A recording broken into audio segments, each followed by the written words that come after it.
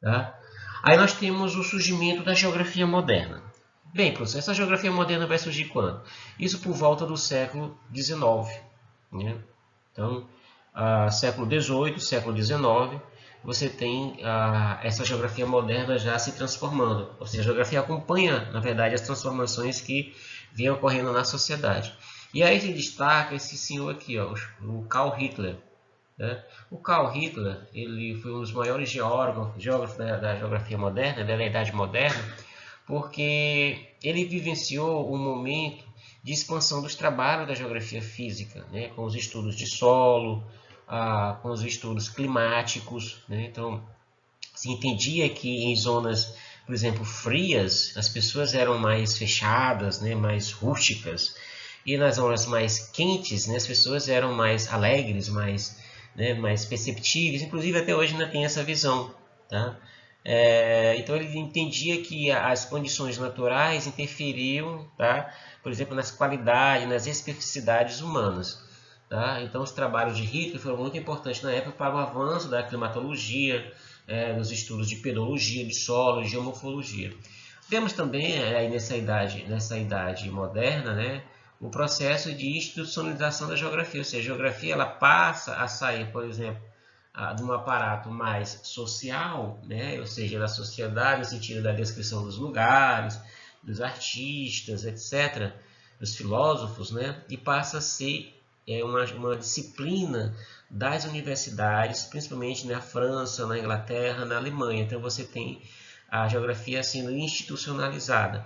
Então nós não estamos aqui fazendo uma análise acadêmica, mas assim, uma análise que se aproxima do ensino médio, né, sobre a geografia.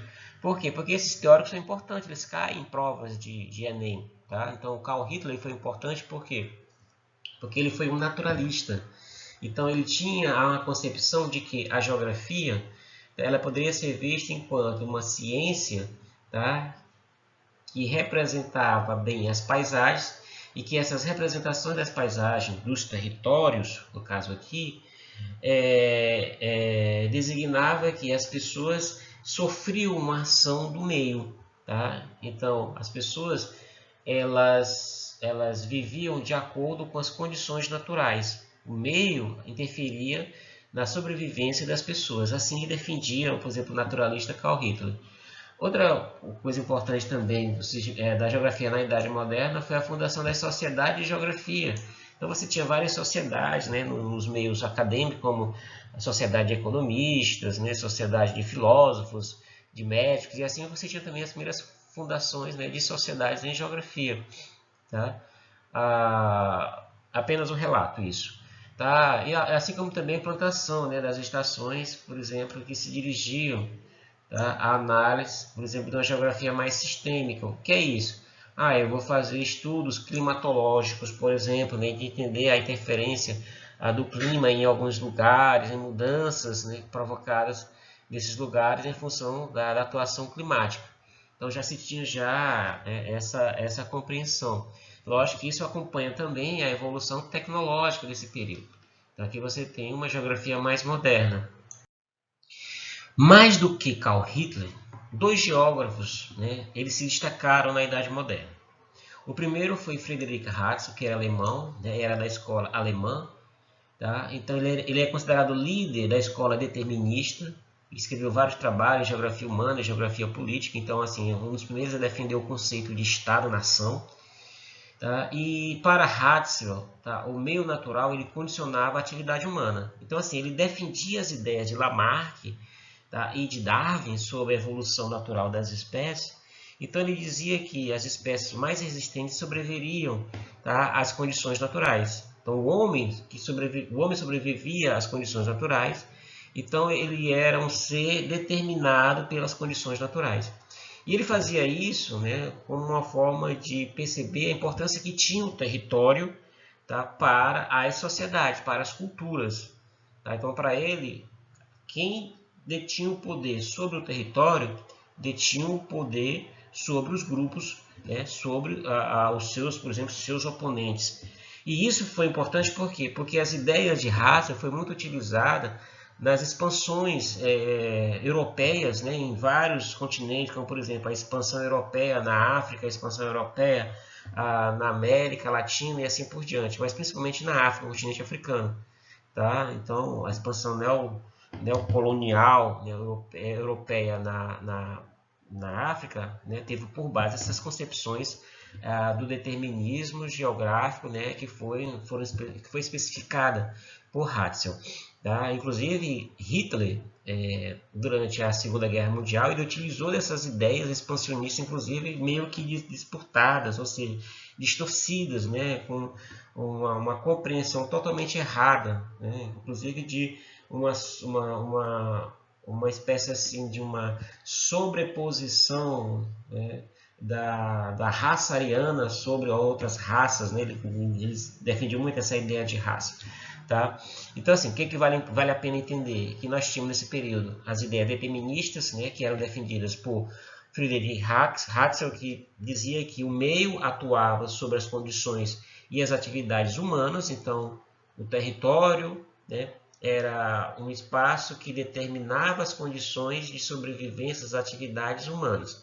E nós tínhamos, contrariando as ideias de Hatzel, a escola francesa, né, liderada por Paul Vidal de Lablache.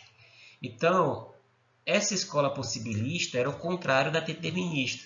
Então, no possibilismo geográfico, acreditava-se que a natureza ela oferece diferentes escolhas possíveis do ser humano em cada área geográfica.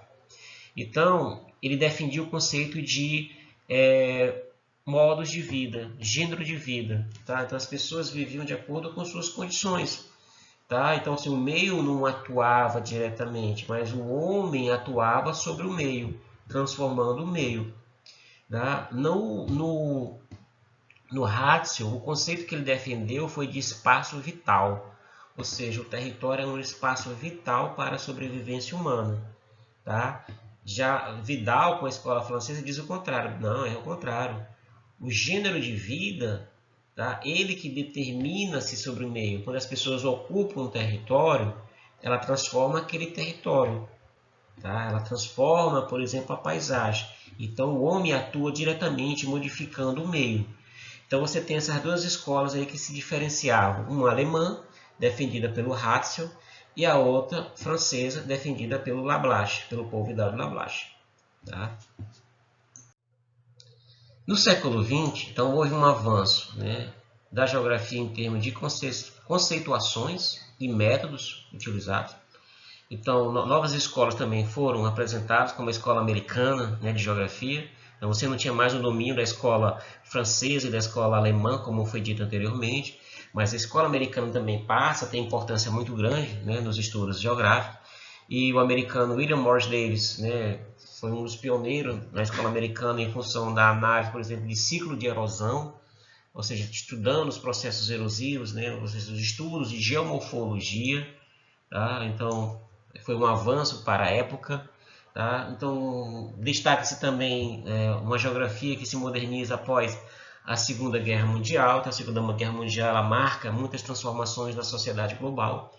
Então, após a Segunda Guerra Mundial, você tem um avanço da geografia mais humana, da geografia política, né? Uma geografia das percepções, ou seja, que passa a ver as desigualdades sociais no mundo. Então, aquela geografia mais tradicional, física, né, da análise das paisagens, tá? Ou seja, uma análise regional, mas com pouca criticidade, ela começa a mudar. Então, após a Segunda Guerra Mundial, tá? Você tem, por exemplo, novos instrumentos que são utilizados, né, na análise do espaço, como, por exemplo, os programas, né, de computador. O computador deu uma importância muito grande nos trabalhos estatísticos. Então, você tem aí uma geografia quantitativa, né, estatística, né, que vai analisar, por exemplo, os estudos de população, de transformações sociais no meio. Tá? Então, mas aqui essa geografia quantitativa ela é só uma geografia numérica de dados estatísticos, né? Por exemplo, do IDH, etc., mas que não te dá nenhuma análise crítica sobre o espaço.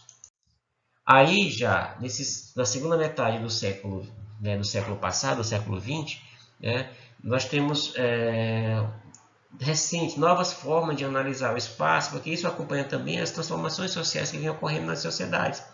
Por exemplo, com a queda do movimento comunista no mundo, né, isso já no final dos anos 80 para o início dos anos 90, né, com a derrocada do socialismo no leste europeu,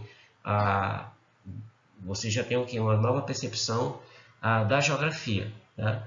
Então, inclusive com o surgimento, né, de várias geografias, ramificações da geografia, por exemplo, geografia dos fenômenos, geografia fenomenológica, geografia da saúde, geografia do meio ambiente, geografia do futebol, geografia da religião, geografia do turismo. Mas vale destacar aqui três geografias, três ramificações da geografia. A geografia da percepção, né, que tinha uma relação com disciplinas como psicologia e sociologia. Então, ela leva em consideração, por exemplo, a percepção que as pessoas têm das transformações que vêm ocorrendo, por exemplo, na sociedade, e aí nessa sociedade a economia, as transformações culturais vindo da globalização, da urbanização, da modernização do campo. Tá? Então, assim, a percepção das pessoas ela passou a ser analisada pela geografia. Então, por exemplo, fala assim, percepção ambiental. Tá? O curso de meio ambiente. Então, assim, qual a percepção ambiental dos alunos de meio ambiente sobre o processo de desmatamento de Teresina? Então, a geografia da percepção vai analisar bem isso aí. Aí nós temos a geografia crítica, né, que teve no economista alemão e filósofo, né, Karl Marx, seus principais idealizadores. Então, a geografia crítica, né, progressista, marxista, revolucionária, tá, ela passou a buscar a compreensão das desigualdades do processo de desenvolvimento no mundo. Por que existiam países mais industrializados e bem desenvolvidos? E por que existia um percentual maior de países subdesenvolvidos, com industrialização tardia? Então, por que haveria, que ocorre diferenças, por exemplo, no nível de renda entre as pessoas no mundo, de acesso ao sistema educacional, de bens e serviços? Então, a geografia marxista passa a analisar essas imperfeições do espaço geográfico. E aí destaca-se, por fim, a chamada geografia de gênero, né, que é bem recente. Ela surge no final dos anos 80, né, nos Estados Unidos e no Reino Unido, e a partir do movimento feminista. Então, passa a entender assuntos importantes, né, do movimento feminista, tá? Mas não só o movimento feminista, mas a importância que se tem as mudanças socioespaciais em que a mulher passou a ter um papel fundamental nesse contexto. A mulher na política, a mulher na economia, a mulher no mercado de trabalho, ocupando postos importantíssimos. Então, há uma mudança, né, social na sociedade, encabeçada pelas mulheres, pelo movimento feminista, que é fundamental, tá, para novos paradigmas que surgem no nosso meio. E a geografia passa a entender, a geografia do gênero passa a entender isso de uma forma brilhante, porque passa a mostrar as imperfeições, né, na forma em que homens e mulheres atuam, por exemplo, sobre o meio.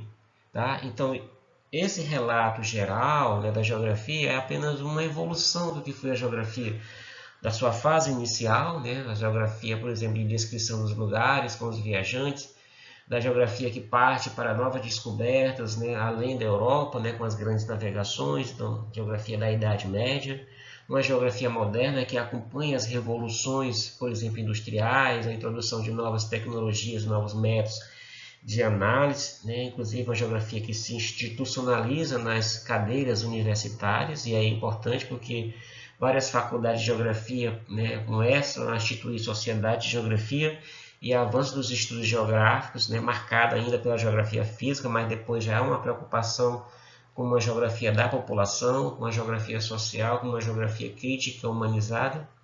Tá? E aí a geografia mais recente, né? Ou seja, uma geografia que se utiliza das revoluções tecnológicas, como o sensoriamento remoto, como o GPS, mas ao mesmo tempo também uma geografia preocupada com as mudanças sociais, como, por exemplo, uma geografia de gênero, né? Onde que reconhece a importância que a mulher tem na sociedade, na política, na economia e em todos os níveis, tá? Da sociedade. Então, apenas uma síntese da evolução do pensamento geográfico e suas teorias.